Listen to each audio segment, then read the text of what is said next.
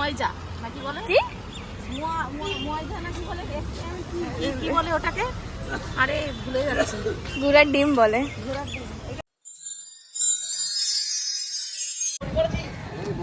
High, আমরা এখন যাচ্ছি শিম্পাঞ্জাল, যেখানে আমার ছেলের এক্সাম আছে। এক্সামের জন্য আমরা বেরিয়ে গেছি 6টা 5-7 ট্রেনে এসেছি, এসে নেবে এখন এই টোটো ধরলাম, ধরে যাচ্ছি। এই যে ছেলের পরীক্ষা, এক্সাম, সিইউটির এক্সাম, তো সেই এক্সাম দিতে এসেছি এখন।